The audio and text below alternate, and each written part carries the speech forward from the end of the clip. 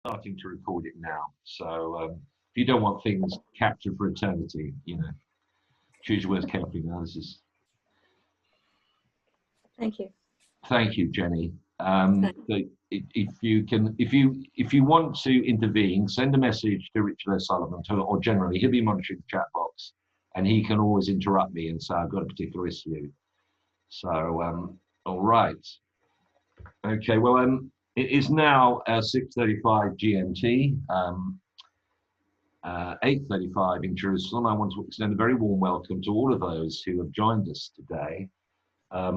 I'm Eddie O'Sullivan, a co-founder of the Irish Brigade website with my brother Richard O'Sullivan, and I'd like to extend a warm welcome to another Irish Brigade Zoom, but this time, in the past we usually do Second World War, but today I'm going to be telling the story of the 2nd Battalion of the London Irish Rifles in the Palestine campaign of 1917 to 1918. This will be part of a broader story about the 60th London Division, a division that came almost exclusively from London, which is a territorial army formation that accepted on the 9th of December 1917 the surrender of Jerusalem. So that's 103 years ago to this very day.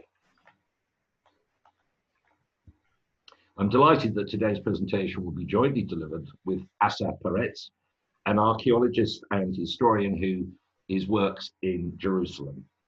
I'd also like to acknowledge the presence of two people who are family members of the London Division men in the campaign. That's Jenny Cuff, who I've already spoken to, who's the great niece of George White of London Irish Rifles. And I believe we'll be joined possibly by Jerry Lucas, who's a nephew of Morris Kazovich, who served in the 20th London Regiment. And both these men are going to get a lot of attention in this presentation. A couple of typical points for people who want to be familiar with terms. We're going to be referring to a wadi. A wadi is a seasonal river. In the Middle East, Arabic word means a seasonal river, and most of the time there's not much rain in it, they're dry. A Kherbet, K-H-E-R-B-E-T, as a Kherbet Adase, we'll be hearing about that later. Kherbet is ruins, so it's an ancient site. And finally, Tel, we'll be referring to Tels as in Tel El-Ful. This is an artificial mound formed by accumulated ancient settlements. So let us begin. We shan't take questions until the end. So if you have points or queries, please use the chat box in the ribbon at the bottom of the Zoom page. And Richard O'Sullivan will monitor them and we'll tackle them when we're finished. So the Palestine campaign was a major operation. Strategically, it was hugely significant because the defeat of the Ottoman army in Palestine had consequences that echo into our own times. But perhaps its most resonant moment was the surrender of the holy city of Jerusalem 103 years ago to Britain's London Division, including the 2nd Battalion of the London Irish Rifles. So here's the agenda. We're going to do the background to Palestine campaign. What was it about? We're going to be talking specifically about the 2nd London Irish Rifles. Who were they and what was their road to Jerusalem and their formation? We're going to be talking briefly about the London Irish and the Western Front in 1916, its dispatch to Salonika in northern Greece in 1916, and then its arrival in Egypt.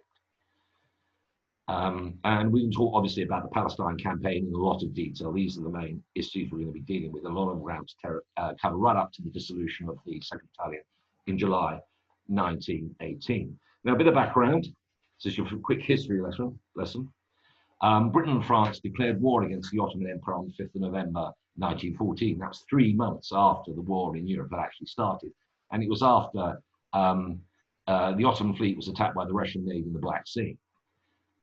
As far as the UK was concerned, the Mesopotamia campaign was launched in November 1914 that led to the capture of Basra in what is now southern Iraq. The Ottomans attempted to take the Suez Canal in January and February 1915. Of course, then there was a Gallipoli expedition in 1915, in which the 10th Irish Division was involved. And in 1915 to 1916, a decision was made to destroy the Ottoman, not just defeat the Ottoman Empire, but destroy it. And this was expressed in the Treaty of London in 1915, which brought Italy into the war, because Italy didn't start the war until it was well advanced. The Sykes-Picot deal of May 1916 and the Arab Revolt in June 1916, all of them envisaged the destruction, at least of part of the Ottoman Empire.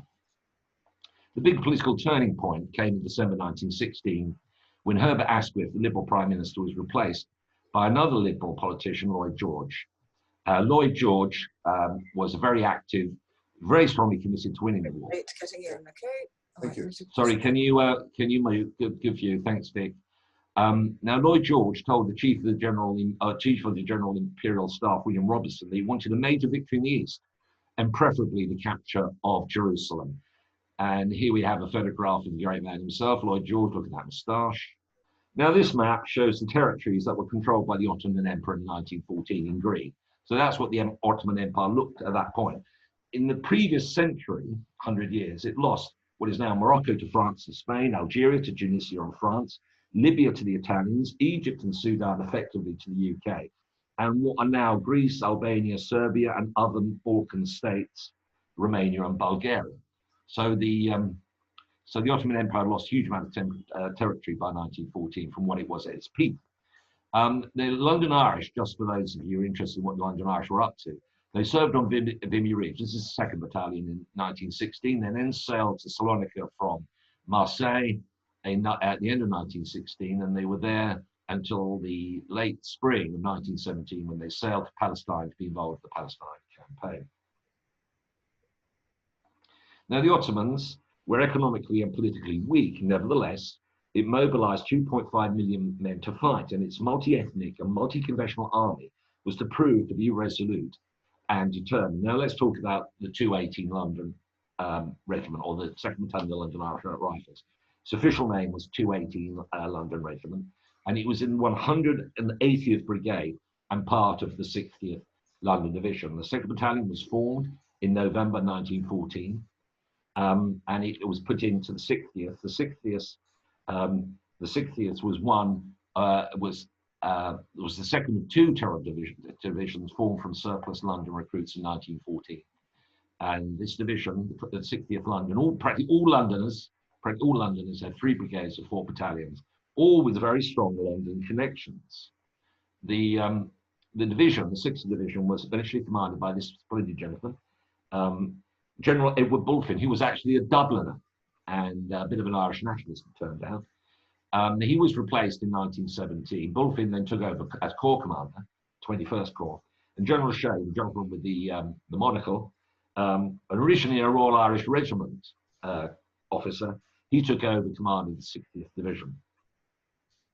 Now, the 2nd London Irish sailed France in June 1916 under the command of Lieutenant Colonel W.H. Murphy. There were around 1,000 men, and he was stationed in Vimy Ridge until November.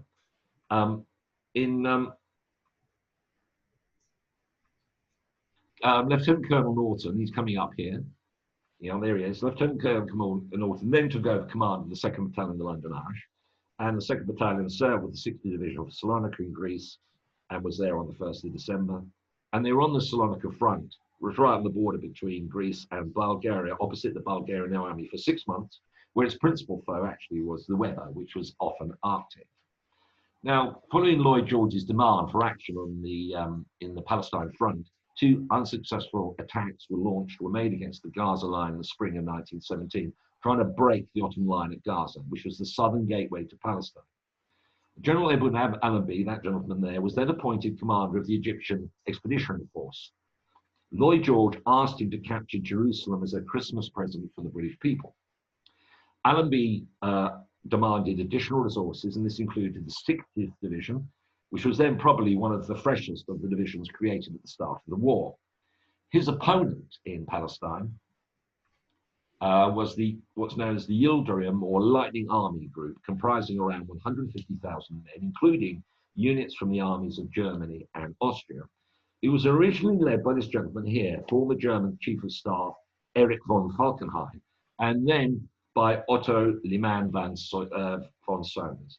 But the best remembered commander from this campaign on the Ottoman side, of course, was Mustafa Kemal Ataturk, who was the first president of the Republic of Turkey. Now, this story is also about 3 Londoners who served in the 60th Division. I'm going to take some time to explain them.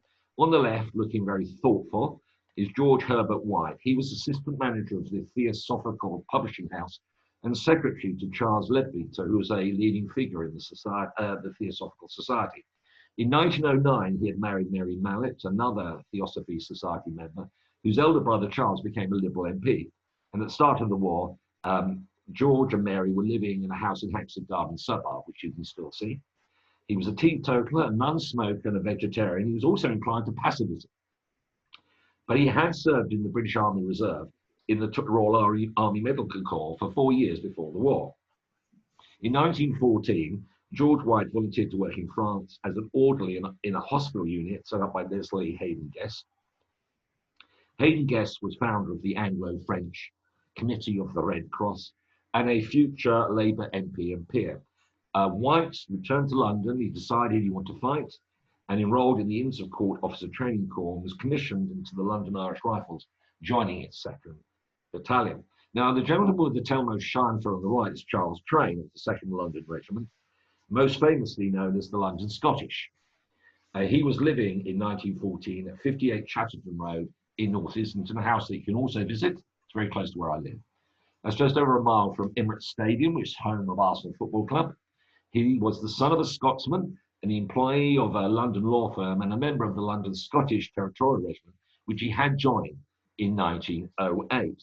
The London Scottish in the First World War included in its ranks future Hollywood stars Ronald Colman, Claude Rains, and Basil Rathbone. So it had very, very high-profile members. Now, the third member of the trio, I haven't got a photograph, is Maurice Kazovich of the 2nd 20 London Blackheath Woolwich Regiment, so 220.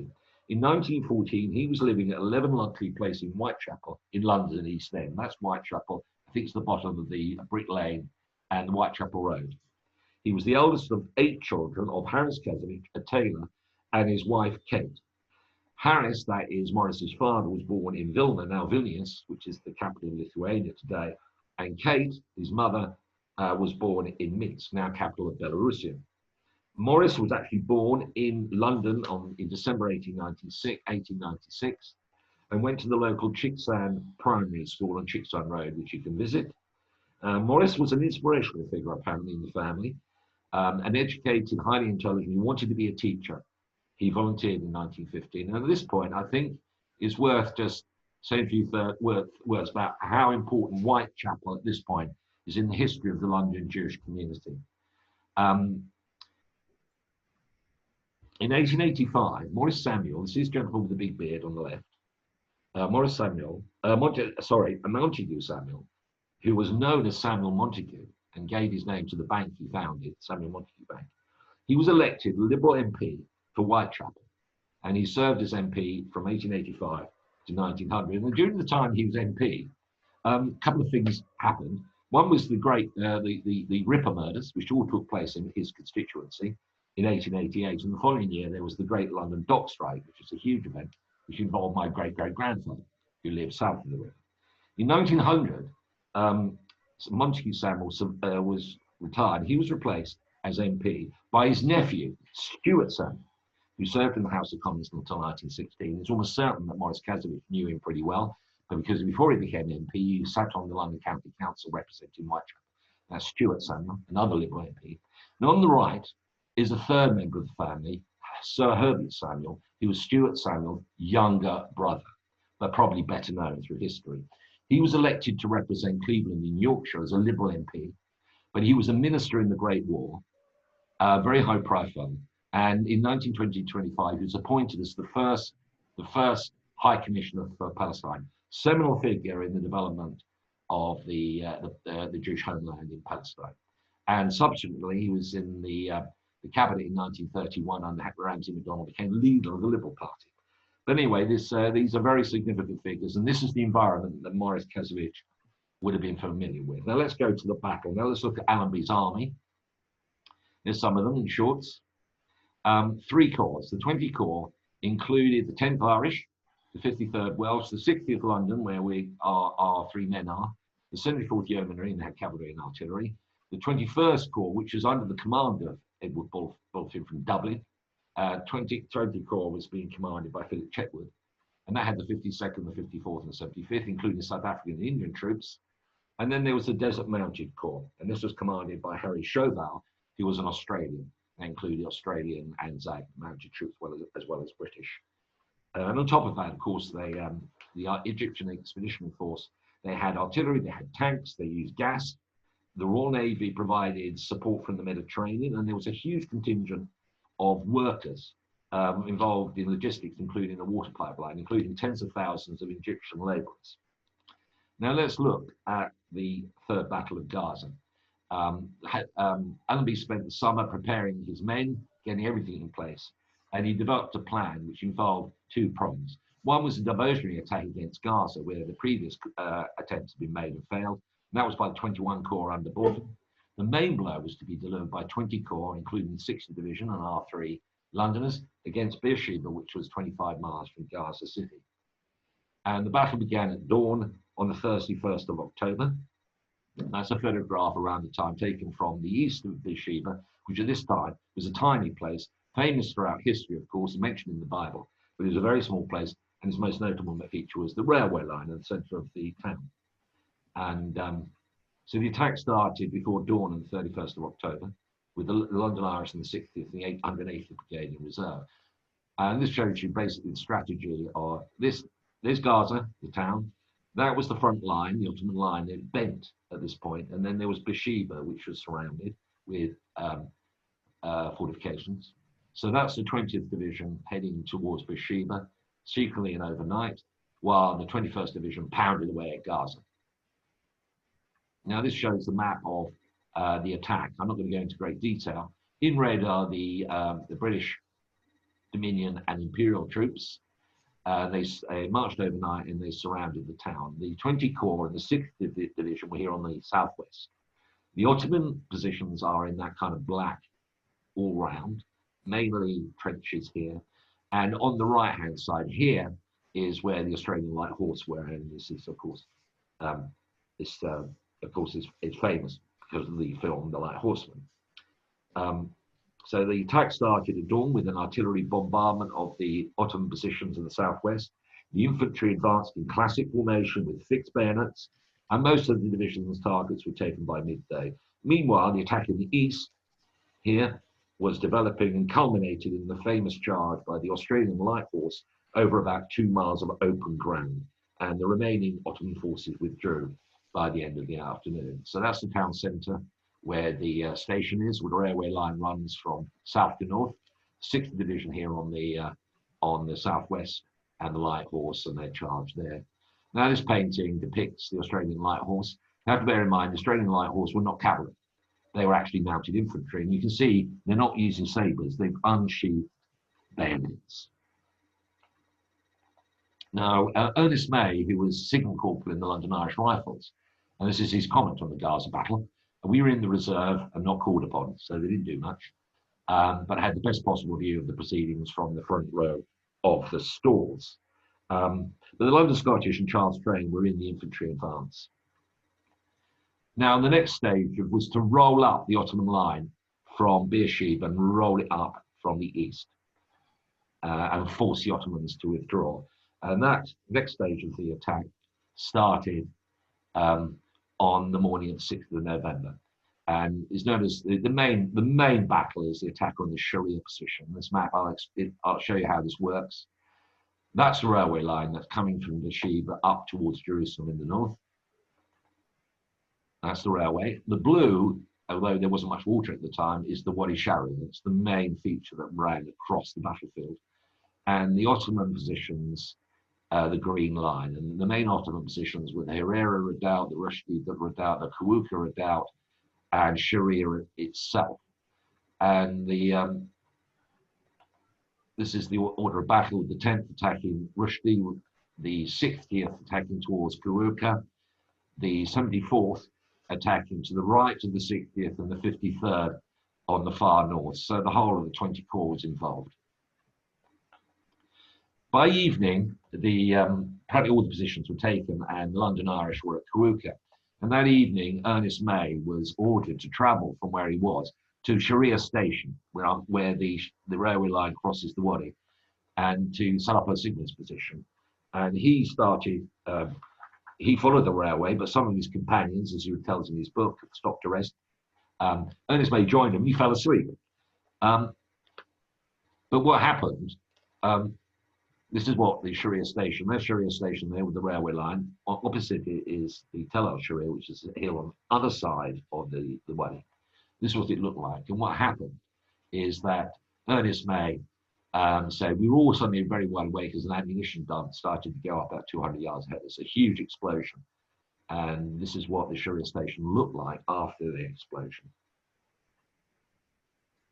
The attack on this position was completed on the next day on the 7th of December with the 10th Division, that's the 10th Irish, finishing the attack in Herrera, and with the Australian Light Horse supporting the 60th, who had crossed the Wadi, an unsuccessful mounted charge against Ottoman positions. But by the end of the day, the Ottomans had withdrawn and all these positions were taken.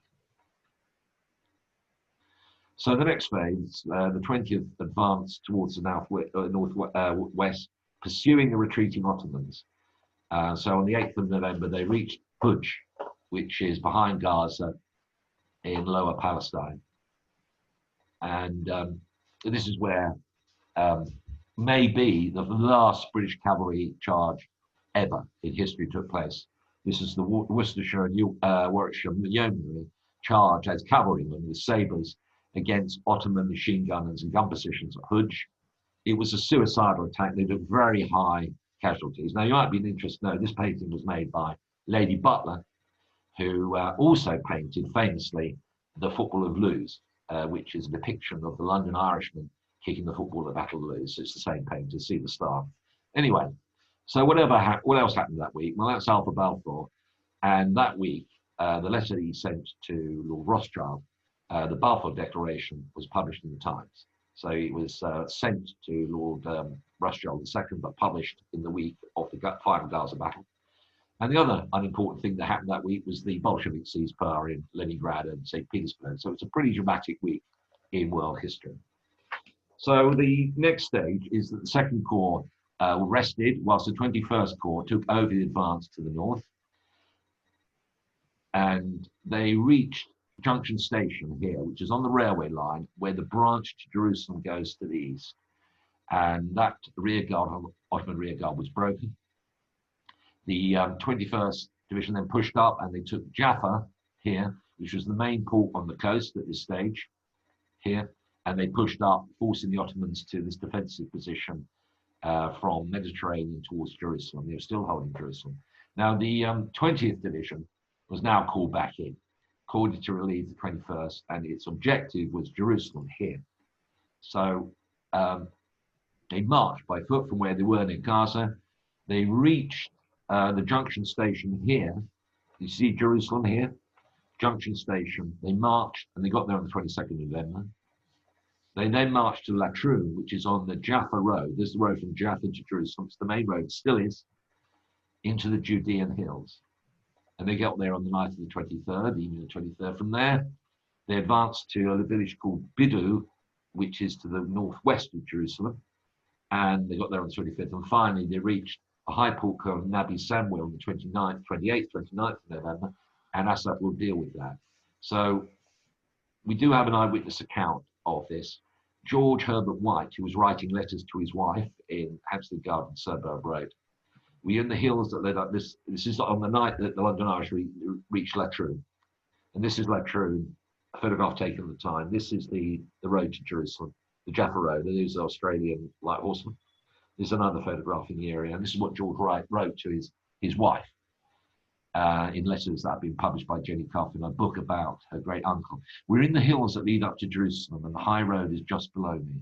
Last night, the sunset was simply glorious and the houses and the hills opposite were lovely.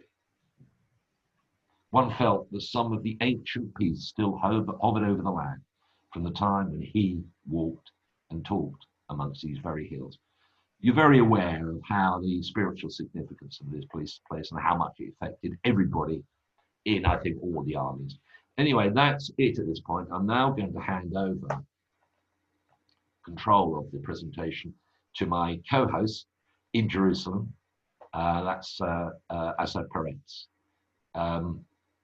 Do I have to do this, Richard? Yeah, make him host here. Yeah, sorry. We had practiced this before, but I forgot. I was so engaged in my story. Right. So Asaf is now going to take over. He's based in Jerusalem. We're absolutely delighted to have him as a co-host. And he's an absolute expert on the battlefields around Jerusalem. And it's now over to Asaf. I think you've got the ball now, Asaf. Yes, I do. I'm sharing the screen. Hello, everyone. My name is Asaf Peretz. I'm an archaeologist and historian. I work at the Israel Antiquities Authority, and my main research in the past 7 to 8 years is the First World War in the Palestine front, and specifically the site of Nabi Samuel, which is the burial, believed to be the burial place of the prophet Samuel. We won't talk that much about this site because otherwise it will get very long. What happens and how this site gets into our story is basically Allenby's first attempt to take over Jerusalem without fighting over the city. His main concern was not to hit any of the holy sites in the city, by that creating a scandal, a holy war, and his his move was to move from, if you can see my mouse, Kiryat El Anab, today known as Abu Ghosh, to the north towards the area of Bidu, and then break to the east and cut Jerusalem from its main supply route, the Jerusalem-Nablus Road. And this move was done by the 75th Division, and by November 21st, they took over the village of Bidu.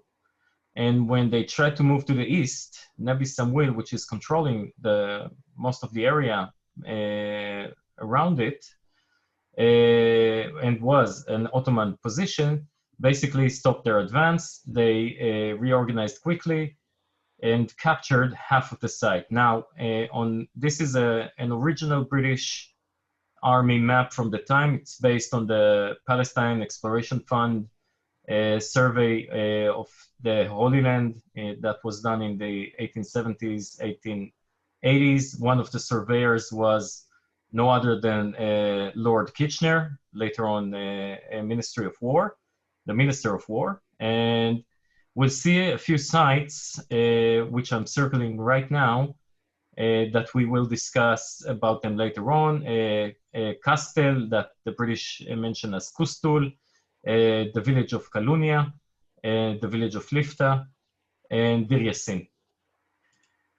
So this is how Nabi Samuel looks on November 20th, 1917. Below the red line is the estimated British position. By that time, Nabi Samuel is a salient surrounded by 3 sides by the Ottomans, which are sitting on the village here, and El Jib to the north, El Burj and Bet Iksa to the south. We don't see them on the aerial photography.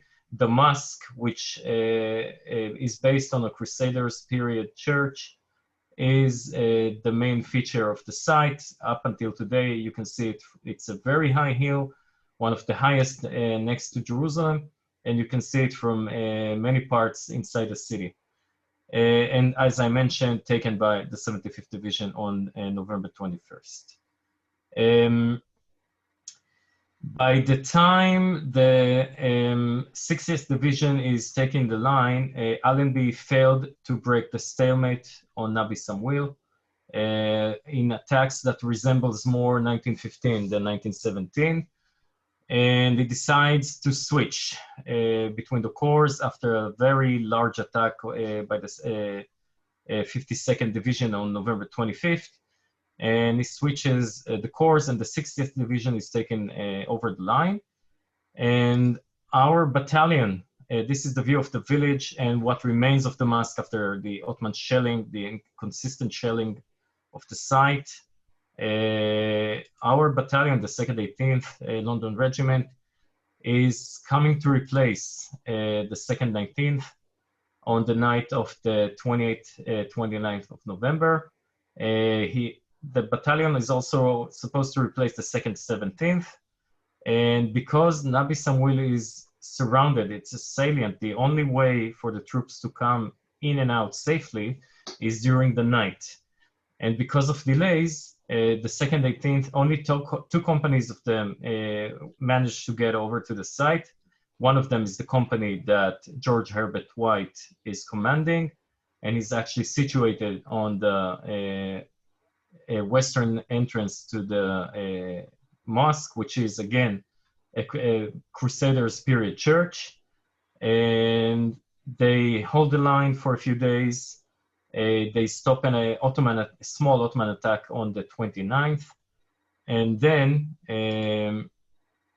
we can see how Nabi Samuel is actually looking and controlling the main road to Jerusalem, which is route number 1 today, the Jaffa-Jerusalem road as it was known back then, Heart and Liver, which nowadays are the main cemetery of Jerusalem, Bet Iksa, which is an Ottoman position, El Burj, another Ottoman position, the village of Lifta.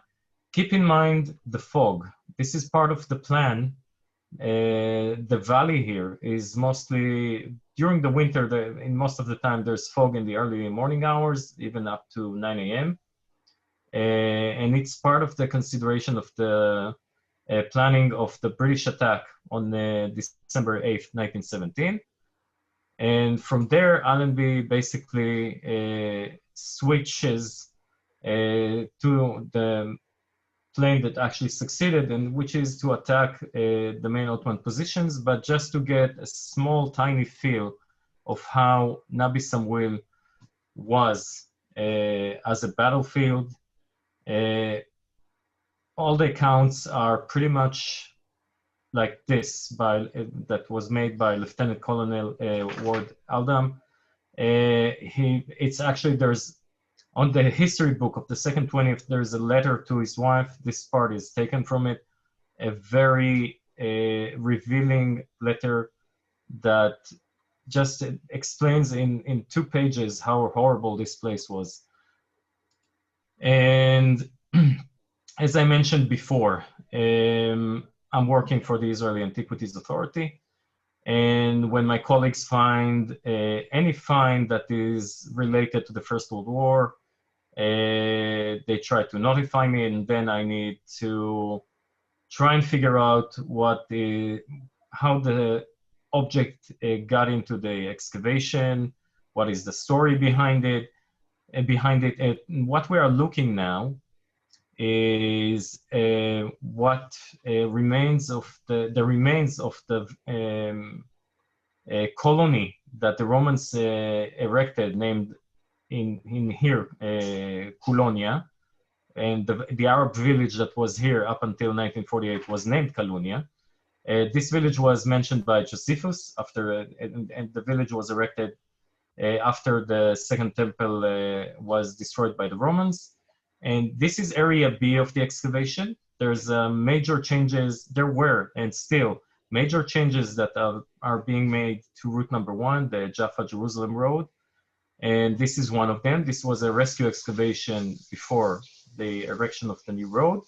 And in here, we had a baton of the Royal Field Artillery. We'll soon get to it.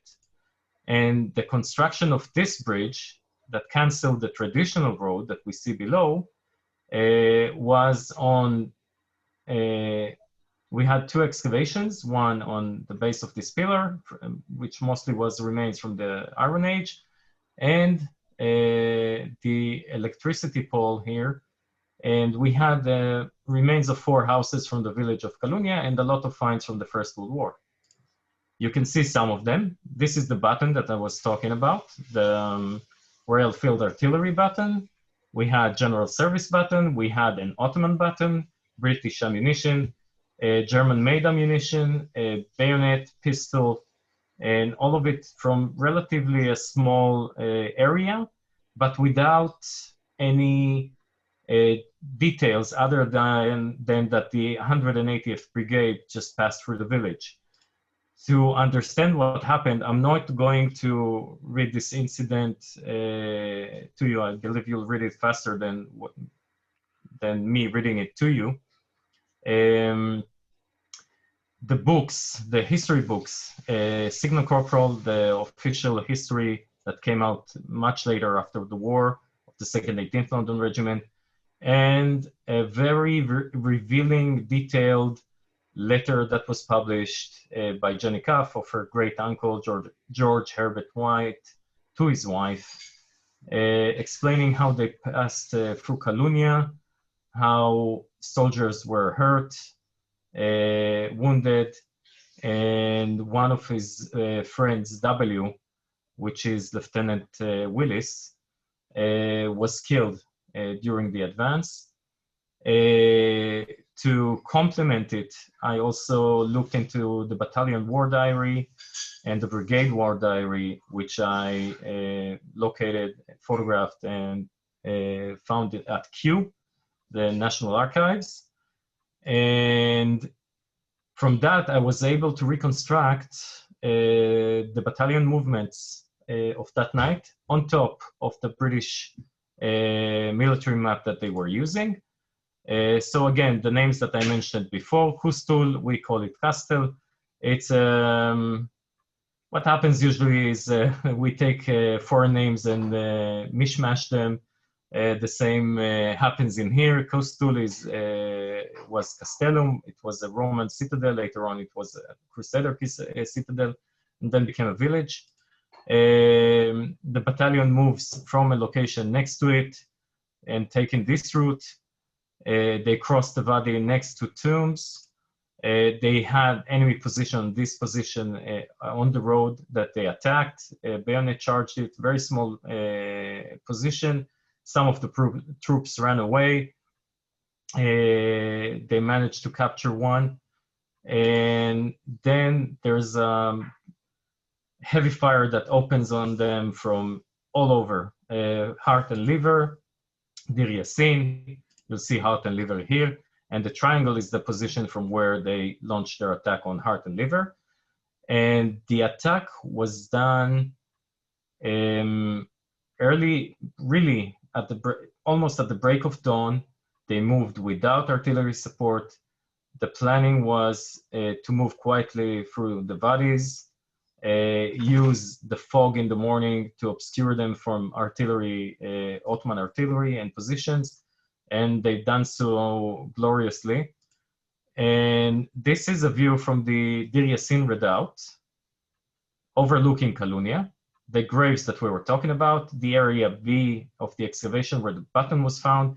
You can see the plain.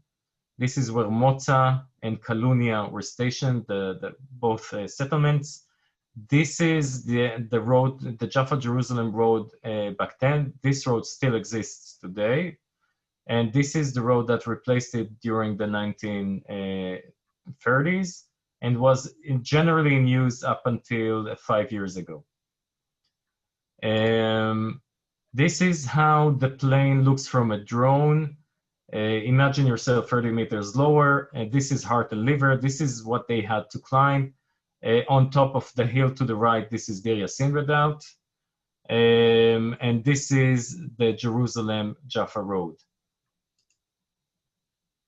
We are looking now at German aerial photographs from 1918. What you see here is the ancient Roman road that goes up to Jerusalem. The modern road that we discussed before is the one in here. This is heart and liver. You can see the trenches. They are carved into the bedrock. They're not dug into earth because the bedrock in the Judean hills is pretty much high. There's not enough ground accumulation to make deep trenches.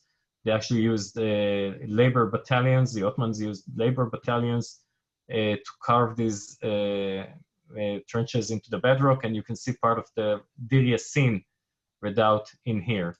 Another view, this is Wadi Sarar, which is again a dry stream in the summer and most of the year until there's heavy rains.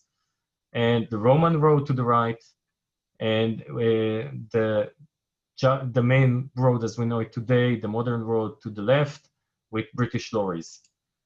So what happened on the night of the December 7th, December 8th, 179th Brigade attacking Karim.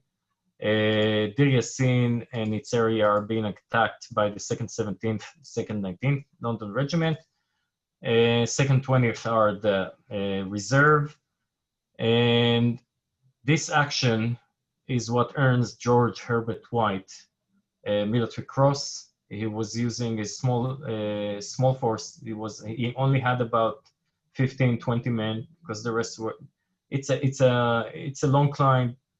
It's a very big effort to infantry soldiers with the kit on them to climb all of it. So not all the company came together. He had only 20 men with him, and he basically stormed the positions, and the Turks bolted away. And really very, very brave initiative, and he gallantly did it and with his men and won the military cross. And we'll get back again to this artillery baton that I've shown you before where it was found. And again, this is pretty much the Roman road as it looked up until a few years ago. Development works in the past 5 years pretty much ruined it. And this is the modern road to Jerusalem. Again, heart and liver are the main cemetery of Jerusalem. And we got to the point where this button, the one that we see, this small Royal Field Artillery button, is actually connected to the whole story of the surrender of Jerusalem, which is some sort of a comedy. It starts with 2 cooks from the 2nd 20th who went to look for water to make cocoa for the platoon, the headquarters of their battalion. They got lost. They stumbled upon the surrender party of the city with the mayor. Once they learned that they want to surrender, they just ran away. The second in line were the 2 sergeants that we see here, Fred Harcombe and James Sedgwick. And the guy in here is Hussein al-Husseini, the mayor of Jerusalem. This whole event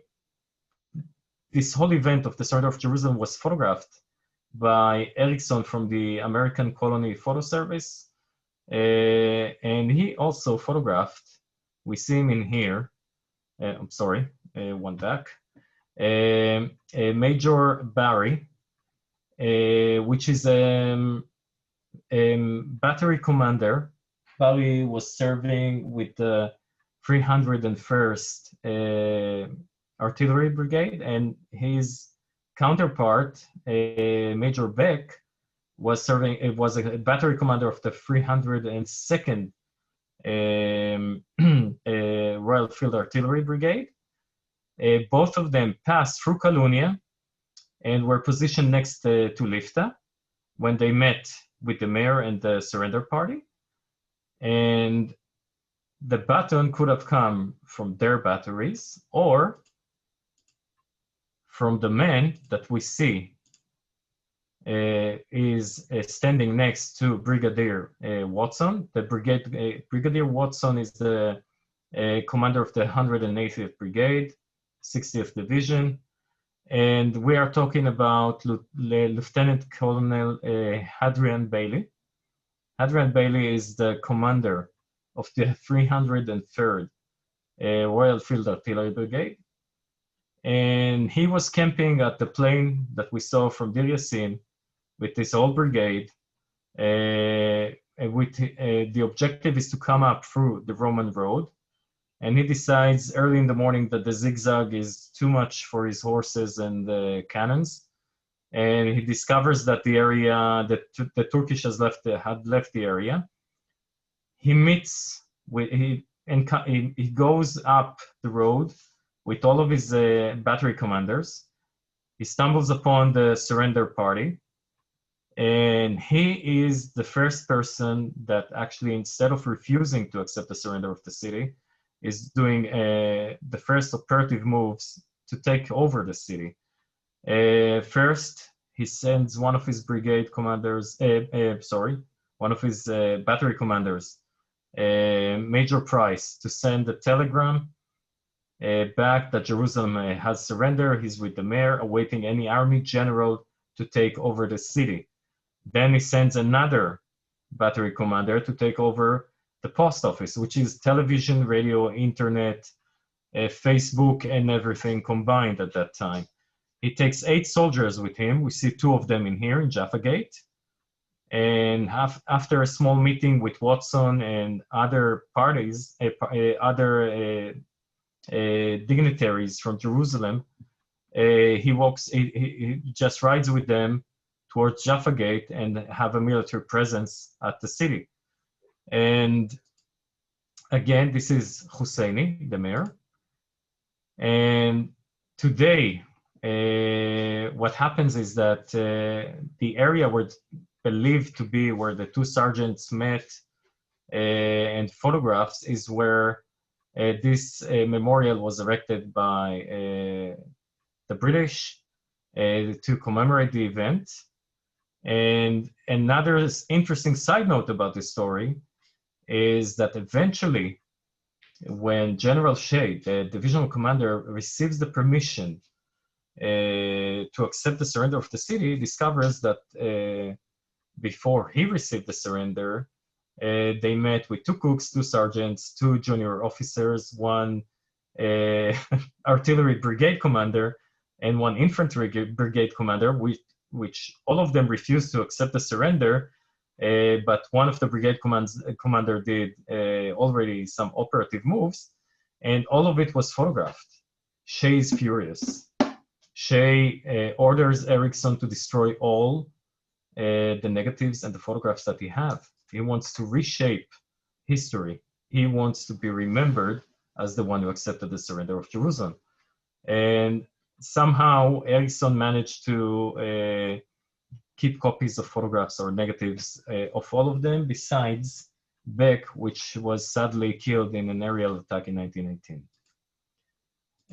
After the city was taken, 2 days later, Allenby walks on foot and takes over the city, gives a speech in 7 languages.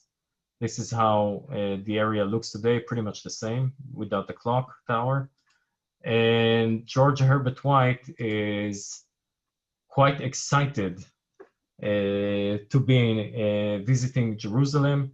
Many soldiers are excited, and some other soldiers are basically, there are a few evidence of soldiers who said, this is it? This is Jerusalem? And you need to keep in mind that Jerusalem back then is basically the old city, a few neighborhoods that back then looked more like suburbs, and they are very neglected because the Ottoman Empire was very poor, and this is the edge of the empire, and this is a world war. And so not everyone were happy and elated as George Herbert White to take over Jerusalem or do anything about it.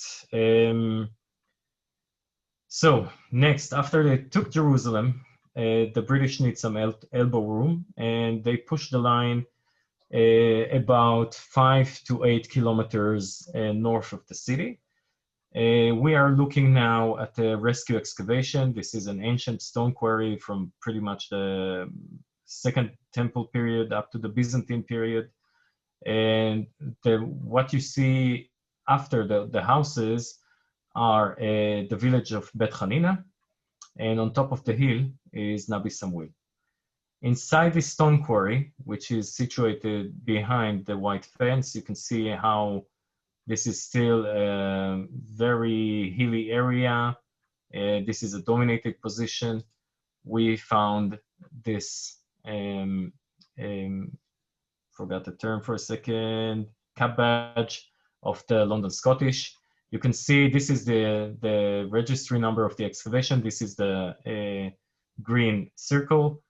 The London Scottish do not report in the war diary where the battalion was holding the line, but the battalion that replaced them, the 2nd 18th, they report this line, and the 2nd 19th that come afterwards, once the 2nd 19th are about to go into a attack of a site named Khirbet Adaseh, reporting a line a little bit more to the north. Khirbet Adaseh, there are actually more than one site with this name, is a key point in the history of the 2nd 18th London Regiment. As far as I understood, this is the 3rd highest, Richard or Eddie, you might correct it, the 3rd highest casualty rate in the First World War. And this says yes. And this is the site. This is how it looks like today. Not far, it's about 8 kilometers from the old city.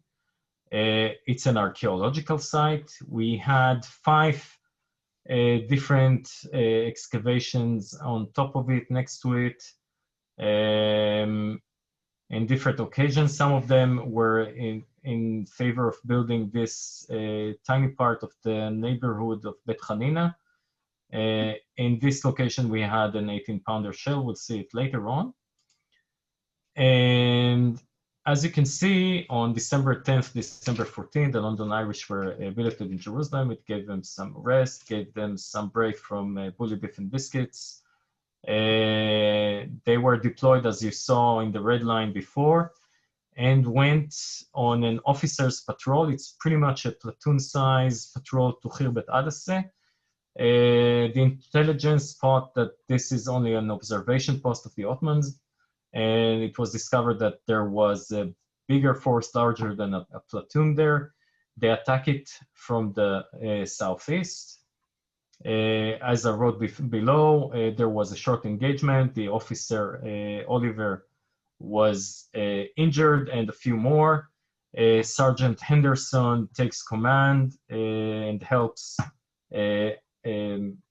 all the troops to get off of the hill, besides one that is too severely wounded in his legs to be evacuated.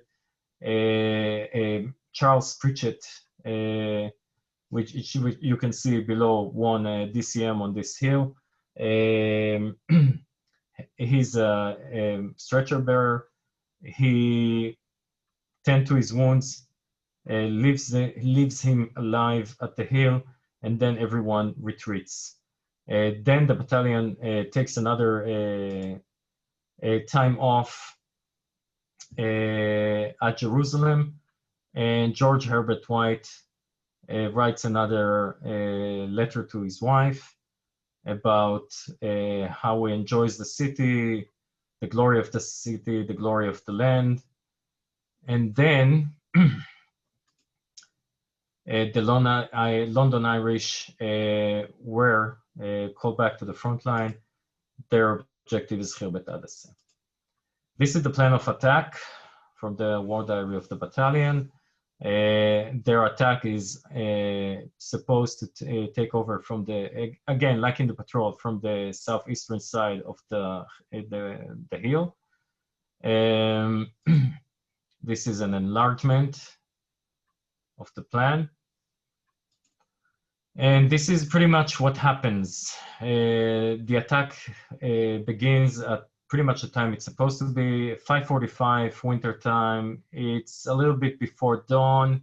The sun comes out at around 6 and 10 minutes.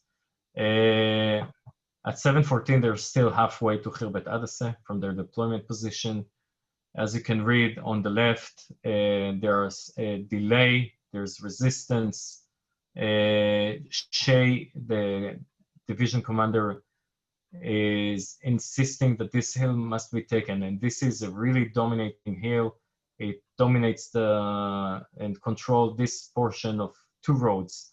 The road that you see, part of it to the left, which is the Bet Horon road, today's Route 443, and the Nablus Jerusalem road, which is on the east, and you cannot move next to this hill without being seen or controlled by Khirbet Adaseh.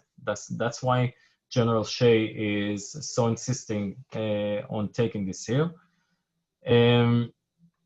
They advance with the cover of artillery, with the barrage. They eventually, at around 10:30, take the hill. And you need to pay attention to this area that I circled. There's a lot of walls and trees in there. I did a survey, a short survey, and I went to photograph an excavation, did a very short survey of the hill. This is the view towards the British advance, towards the southeast. You can see that if troops were coming up from this location, which is pretty much the advance of the 2nd 18th, they are being viewed. There's nowhere to hide, basically. Another view towards Tel el-Ful. This is more to the east. And if you'll notice the tree and the stones, this is a look from inside this enclosure that I've shown you. These are the ruins. These are the remains of the Hellenistic Crusaders period structures that there are there. And this is from the British point of attack. This is 30 meters away from what you just saw. And the stories do tell about the Ottoman soldiers throwing hand grenades and firing from behind the ruins. There's also reports about machine gun fire from the square that I just marked, W33, and from the Roman road, which is next to the Nablus-Jerusalem road that you see here. This is Khirbet Adaseh. And they mention position 2430, which I could not find on the British map, but there is a 2480 or 2450 that looks like a little bit like a 3. So they had fire from machine gun from 3 sides, and they report that the position is impossible, but still are able to reach the crest. And at around 11, they notice a group of Turkish soldiers moving from the Roman road, and they assume there'll be a Turkish counterattack that is coming over. By that time, around noontime, the Turkish retreat from the hill. The British, the 2nd 18th, are pretty much on top of it with heavy casualties, but still holding it. And the fire assistance in order to stop the Turkish that are moving from the Roman roads, the Roman road, and to suppress the machine gun fire falls on 2 brigades that we discussed before. The 303rd Brigade of Hadrian Bailey and the 302nd Brigade, which is Major Barry is one of its battery commanders. And Bailey himself says that in his war diary, in one line, that his brigade supported a failed British attack on a hill, and one of his batteries fired all of their ammunition. At around 1 p.m., the Ottomans attack. There's no mention if there's Ottoman artillery support or not. The British the British left is breaking up, and what happens is that they received the order to assemble and retreat. And by noon, by early afternoon, they retreated to their assembly point. You can see part of W33. This is a view from the pretty much the crest of Khirbet Adaseh, looking towards Nabi Samuel to the west. Part of W33. You can see how close it is. This is route number 443 that is passing below the barbed wire and goes. And when they look at the hill, the 2nd 18th can still see they're wounded on top of the hill. They know they left men behind. In terms of finds, you can see our metal detector guy in pretty much suicidal day pulling out the shell from the ground. In this case, it was unexploded British 18-pounder shrapnel shell. You can see it in here. Walking on top of the hill, you can see between the ancient shards remains of shrapnel and high explosives shells, British 303-inch bullet. And this is part of an excavation that was done on the almost the northern edge of the hill. And you can see a water cistern in here. It was visible in 1917. It was visible before the excavation. You see the bedrock is pretty much closed. And in it, we found a Type 23 Mills hand grenade this is a photograph before it was detonated by the Israeli police, and a charger clip of Lee Enfield. From the excavation that you just saw, this is about a quarter of the shell fragments and 18-pounder shrapnel shell that you saw. These are things that I've picked up from the survey that I had. We were able to identify a few of the shells, and we had evidence that the Ottoman attack came with a German-made artillery barrage, and which is not mentioned in the British history. And from all the men that were left on the hill, only 2 came back, 2 of the wounded. This is one of them. Williamson and another man crawled back during the night in their underwears. We'll get to that a little bit later. And this is a memorial erected for the officers and the men of the battalion. Once the hill was taken, we'll get to the point where the hill was taken. And in in an archaeological survey, not done by me, but by 2 of my colleagues, Danit Levy and Evgeny Kagan, they found not far from this location these buttons, this button. And the reason that Williamson and another soldier came with their underwears is that the Ottoman soldiers looted all the British dead and wounded that they killed. All the British wounded, besides these 2 that pretended to be dead, were looted. Their shoes, their uniforms, their food, everything was taken from them.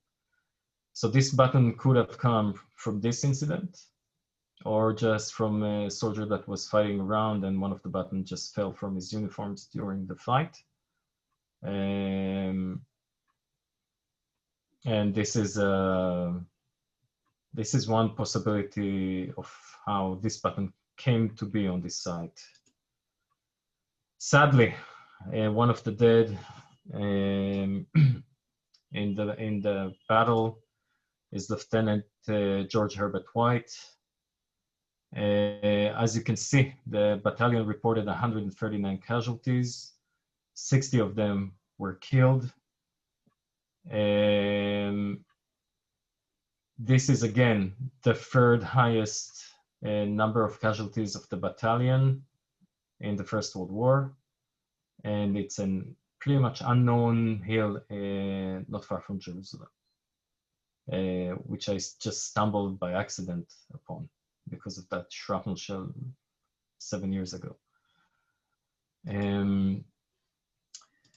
Reasons for the disaster, according to the battalion history book, Signal Corporal, are pretty much consistent with what we learned from the official records.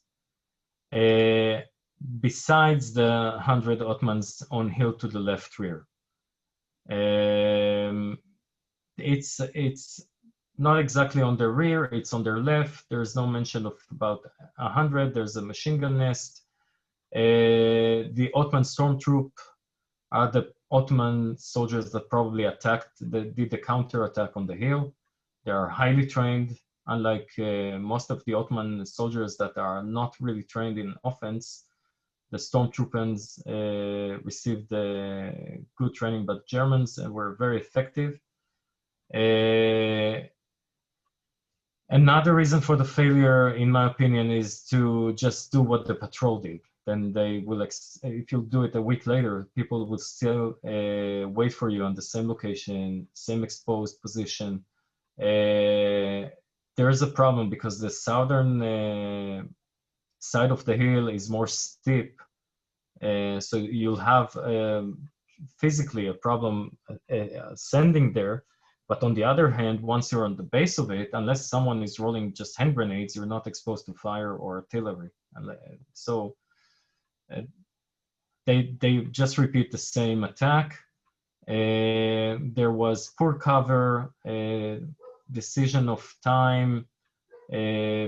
Attacking on dawn is fine, but if you don't consider the distance that you need to do in opening ground, there's a lot of there's a lot of things that went wrong. One of them is Colonel Norton being sick. And once this attack ended, sadly, the battalion went to a brigade reserve. Just to make matter worse, the Ottomans decided to counterattack and take Jerusalem.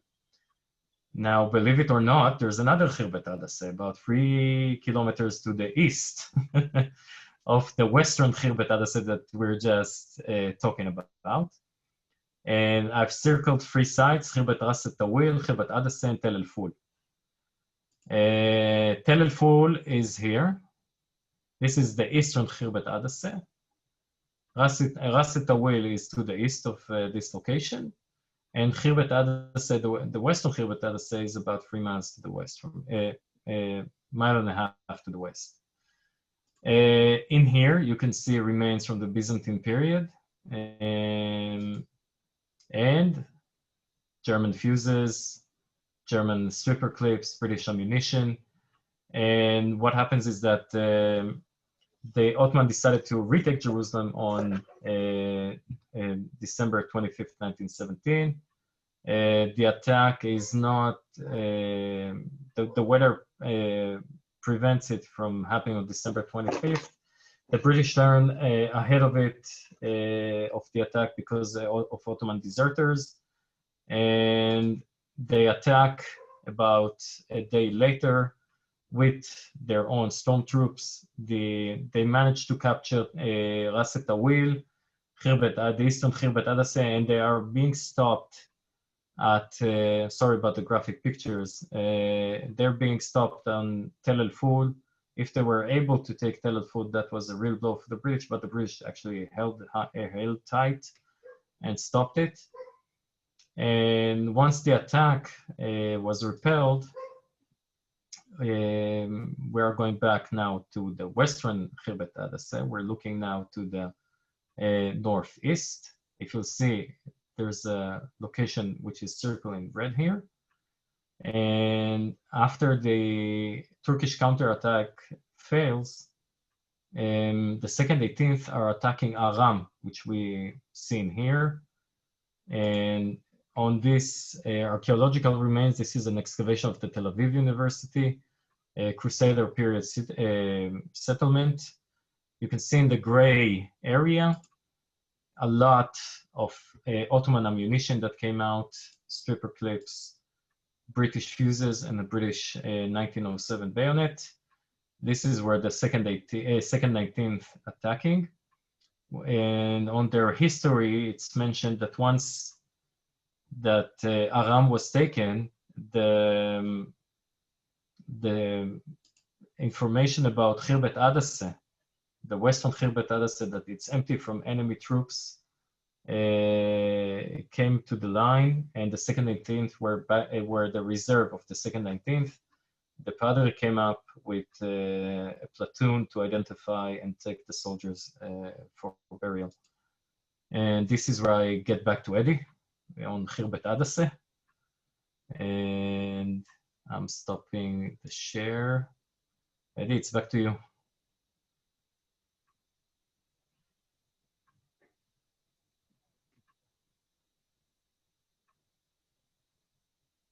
I'm not hearing you, Eddie. You need to unmute. I'm unmuting. Sorry, thanks, Asaf. That was absolutely wonderful.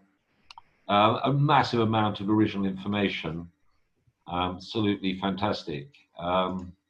Let's see. I'm sorry. I think I got. I'm going to have to.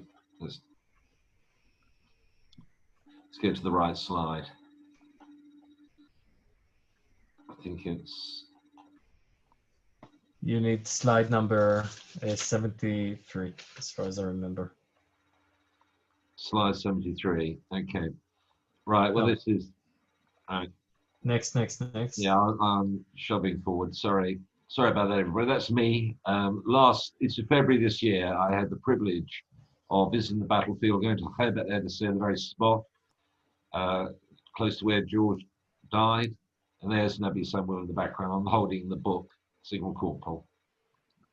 So the next phase is the advance to Jericho. 20 Corps was ordered to clear the road to Jericho into the Jordan Valley in February. So the counterattack was stopped in December. There was suspension of hostilities in this front for about 2 months until the weather got better. And then the 20th, the second 20 Corps headed towards Jericho, another place of great historic significance. And this is the road from Jericho into the Jordan Valley. And this is the high point of Talat el-Dum, where very sadly another Morris Kazovich suffered wounds. He was evacuated to Jerusalem and he died on the 22nd of February 1918, aged 21. And Jerry Lucas, who I'm not sure is on this call, his mother, who was the younger sister of Morris, remembers the moment when the telegram arrived at their house in Rodney Place with the news that their son, their beloved son, had died. And we also have others. Right, I'm just going to finish off with a couple more slides. The capture of Jericho, which occurred on the 20th of February, laid the foundations for an attack across the Jordan and into the Moab Mountains east of the Jordan in March. The aim of this raid was to destroy or damage a long viaduct and tunnel near Amman on the Hijaz Railway, which was supplying the Ottoman garrison in Medina, which is now Saudi Arabia, which at the time was being besieged by Arab forces. So that's a photograph of the 60th advancing into the Moab Mountains. The 60th Division and supporting mounted forces started the advance. And this is the map.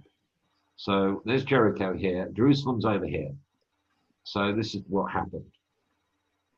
The London Irish and the 180th reached the River Jordan. That's the Dead Sea here. This is the River Jordan. The time it was flooded, all the bridges had been destroyed. And the first challenge was to get across the river. And they did it. Somebody had to swim across.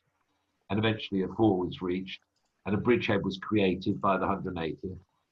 The London Irish, the 218, then headed to a little foothill. This is the valley. See the wadi that goes into the mountains, called Shunat Nimrin, and reached there on the evening of 25th of March. The Australian Light Horse, followed by the London Scottish, then took the town of Es Salkir. But the main attack by the Corps was up the river to Edessa, which they reached on the 28th of March. And then the attack on Amman, where the railway line was, started on the 27th of April. The London Irish actually joined the battle on the 30th of March. The Ottoman defences were strong, the attack was called off, and the 60th Division then withdrew, went over a different bridge. By this point, another bridge had been built over the River Jordan at Coronaya. And then they withdrew, the London Irish got back to Jericho, near Jericho on the 3rd of April. Its losses on this raid were 41, including 5 dead. Again, serious losses, but nothing compared to what happened on Khaybar Edessa. So, this is a photograph taken of the citadel in Amman, right in the heart of Amman, capital Jordan. And the London Irish Rifles got within 400 meters of this place in March 1918. So the second raid was then launched. Oh, this photograph is the ford across the River Jordan. This is Hijla Ford, the first one they crossed. And this is the Goranaya Ford, which is the bridge that the London Irish came back on. Those are the Judean mountains. So you're looking west towards Jerusalem from the River Jordan, which at that point was flooded. As you can see, that the bridge was only really good enough to take horses and people on foot. That was it. So the second attempt to take to damage the railway, done in coordination with Arab forces. Lawrence of Arabia was active in the area with the Arab forces, and they were trying to raid. A second raid was launched at the end of April, and this is the route that again the London Irish took. This time they went over there on the Ford, and they got to Shimon Nimran, and that's as far as they got, because the raid was repulsed in the foothills of the Moab Mountains near this place. The London Irish were involved in 3 attacks on the 1st, 2nd, and 3rd of May and suffered 132 casualties. 2 MCs and 2 military medals were awarded, and this time 132 London Irish casualties, including 22 killed, and 2 MCs, 2 MN. So it was actually quite a substantial engagement from the London Irish. But they withdrew, and that was it. And this set the scene for the dissolution of the Second London Irish on July 1918. Because on the first day of the Transjordan raid, back in March, a huge German offensive had been launched on the Western Front. Troops were recalled from the Middle East, and battalions of the 60th Division were replaced by Indian battalions. It was called a process of it called Indianization. So the 60th Division became predominantly men from the Indian subcontinent. The London Irish itself was actually dissolved in July 1918, but most of its men were transferred into divisions of the 10th Irish Division. These are the Leinsters, some looking proper chaps there. Some went into most of their men were some went into the Leinsters, some went into the Fogs. This the Fogs here, first Fogs at Gallipoli, and many others went into the Royal Irish Regiment. So photograph the Royal Irish Regiment, obviously near Cairo with the Giza Pyramid there. The London Scottish, with Charles Train, and the 220th, which was Maurice Kesevich's battalion, who was killed, as we know. But the 220th, they were transferred to France, where they fought in the final battles of the war. So their war continued. For the 10th Division, including the men in 2nd, 218, the war in the Middle East continued, and the final in the Battle of Nablus, and then the border battle of Megiddo in September 1918. British and Arab forces quickly captured Damascus after that battle victory, and they advanced to Aleppo on the 30th of October 1918. The Ottomans agreed an armistice, and the war in the Middle East ended.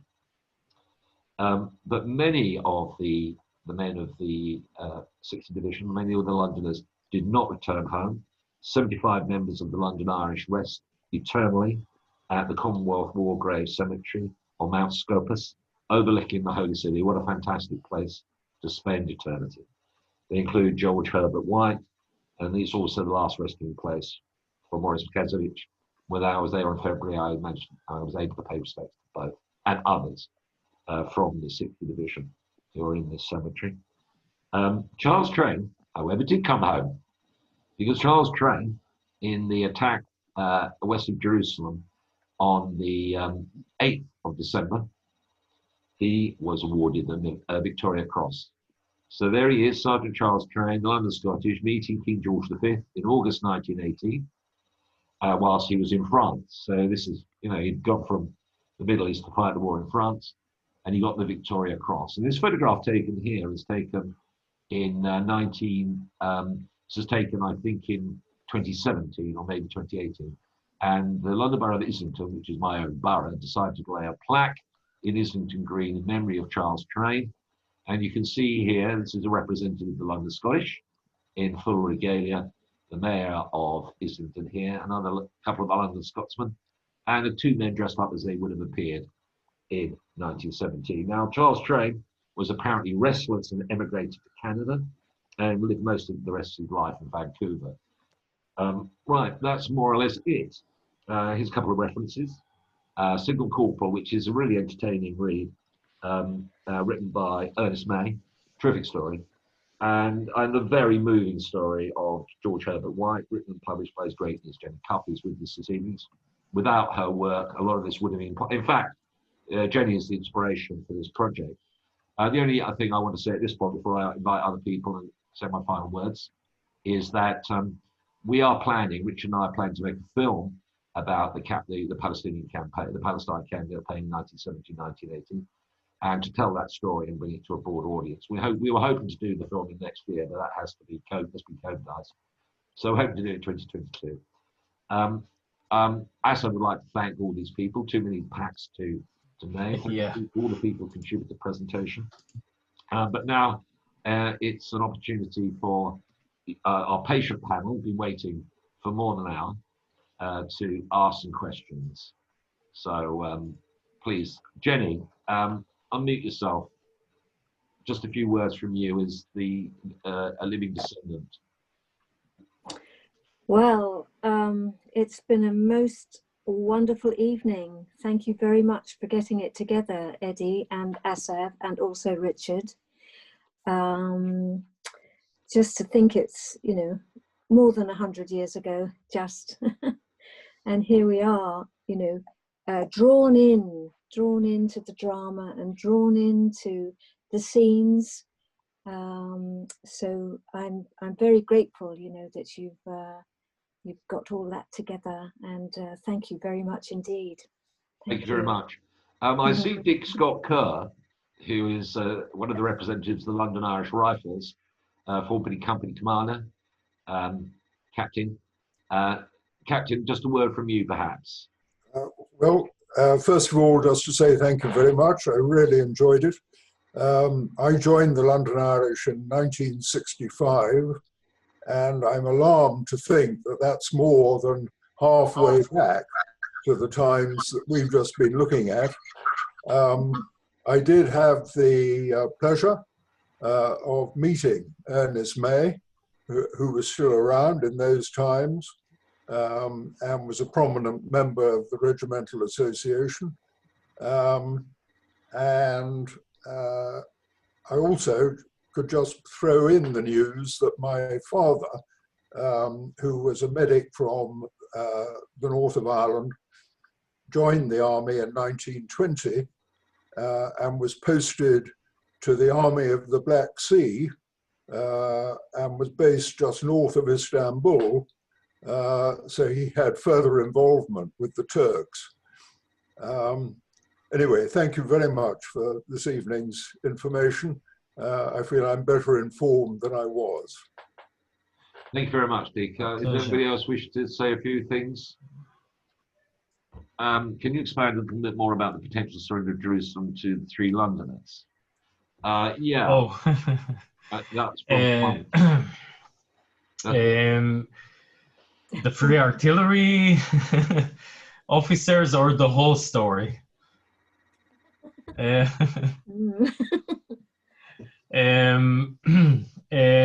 This is pretty much the outline is that I had to figure out how an artillery unit button reached that area. Up until 1924, as far as I understood, a regimental button is only worn by NCOs and officer of the battalion. And I was able to find 3 units that either passed or stationed at Kalunia, which is the 301st, 302nd, and 303rd Brigade, in which the 302nd and 1st, it's only 1 battery of each that passed. So sadly, none of them said, okay, in a letter, I lost my button today and I can't confirm it 100%, but there's a good probability that one of the officers or the NCOs of these units, just one of their buttons fell down, and we were lucky enough to find it in an excavation. And there's the whole story behind it, which connects the surrender of Jerusalem. I had the actual telegram in my hand that Bailey sent. It's not on the presentation. I thought I already had too much to present. And it's quite exciting to connect or suggest to connect a button to such an event. I hope Frank, that I was able to answer a question. Yeah, so I think perhaps maybe I can answer the question. I did promote this about 3 Londoners, the capture of Jerusalem. Of course, there were thousands of Londoners, but they were mainly Londoners. This is what's unique about it. The 6th Division was nearly all Londoners. They came from Kentish town like Sedgwick. He lived down the road from where I live. A lot of the people in the 19th, St Pancras, worked in London Zoo. this was a really London produced the largest number of volunteers for the British Army in the First World War, of course, not surprising because it was the biggest town. And the 6th Division was nearly exclusively London Division at every level. These were territorials as well. So they were peacetime soldiers in the main, although they took additional volunteers. So I did emphasize that. So Morris Kazovich, for example, Charles Train, he was in the London Scottish or the 214. In that film, in the photograph of Allenby marching in to Jerusalem on the 11th of December, 103 years ago, the official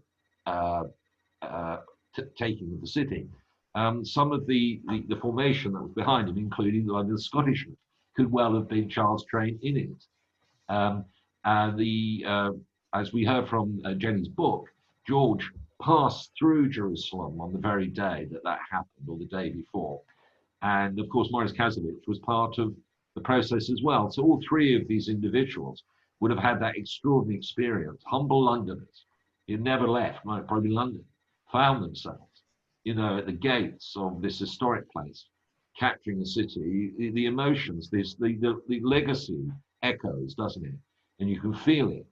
And as I'm a Londoner, and as I'm the son of a London Irishman, and as someone who calls himself a London Irishman because I live in London of Irish descent, I think this moment is an extraordinary one. And I think London should celebrate it, Jerusalem should celebrate it, and I pay tribute to Asaf for the way that he's helped us celebrate it. The friendship from here to the people of Jerusalem is fantastic. And all I can say, having been to Jerusalem, I mean, it's a bucket list thing, David Marshall, I can see there, your son's in a man. But you must go to Jerusalem. It's just one of those things you have to do. And this is such an extraordinary thing to do because the actual Hebet Edessa is largely unchanged. It's there, you can walk the ground. And I think it's an amazing thing to do, as well as do all the other things you can do in the Holy Land. So I don't apologize too much for artistic license. There were more than 3 Londoners involved. But I wanted to choose 3 because they had the narrative. And the Morris Kazovich story was an amazing one because I just went through the Commonwealth War graves. And I see around, you'll clip in, Commonwealth War Graves Cemetery. And I was looking for someone who was in the 6th Division, was a Londoner, who was being born in London but was Jewish. And I just by chance came across Morris Kazovich. I looked up the details, found where he had been from the diaries, that I knew he'd been buried, but we didn't know anything more about him. Still haven't got a photograph. And it was only 2 weeks ago that I got a phone call from Morris's nephew. Can you believe that? Who phoned me up because the names, he was called Lucas, and he said that we wrote an article that Richard published in the London Irish Rifles Association newsletter. So Dick, thank you very much for that. Someone had passed it to someone else, to someone's uncle, to someone's auntie, and then I got a phone call. I was amazing. The nephew, so his mother was Morris's younger sister, and he was very, very interesting. It doesn't seem to be on the call, but he was really, we were talking an awful lot. He now lives in Finchley. I hope to get a photograph. And now we've got 3 men who we can tell their story properly when we do the film. Because we're not just historians, we're telling a personal story. And Jenny Cuff's amazing letters from a great uncle, Charles Train, who's celebrated in the London Scottish. The London Scottish got 2 VCs in this campaign. And the London Scottish Museum in West London is a fantastic place to visit. It's absolutely amazing and very proud heritage. And then we've got the story about Morris and his family and who they were. And it's such, I think it brings it together so brilliant. This is an extraordinary campaign, a great story. Anyway, I'm now going to invite Mr. Aaron Tarosh, I can see. Come in, Aaron. I met you. And I mean, I defer absolutely to Asaf, and I couldn't defer more than I do to Aaron. He's an absolute authority on the First World War battles in Palestine. Aaron, welcome. Hi, everyone. Can you just introduce yourself a bit? Well, the name is Aaron Tarosh. I'm the chairman of the Israeli Historical Society, which is for the heritage of World War I in Israel. We're heavily active all over the campaign, starting from the borders in the south part with Australian famous flanking movement, the British fighting west of Beersheba, and of course the battles of Gaza itself, and all the way up to the tip of Galilee, where the military campaign of the Holy Land or the Palestine stroke Land of Israel campaign, ends at the bridge of the daughters of Jacob, Jisr Banat Yaqub in Arabic, Keshob Not Yaqub in Hebrew, and that's where the forces of Allenby leave the Holy Land and start the march towards Syria. In between, we covered almost everything, anything possible, and I must say I have my personal interest in the battles in and around Jerusalem. Thanks much, Aaron. I was with you in February, and you took me and around the places, and the detail is absolutely stunning. Not surprisingly, a First and Second World War historian are famous for knowing the details. I can't pretend to know that much. I think I'm just going to call it to close. Richard, do you want to say a word or two?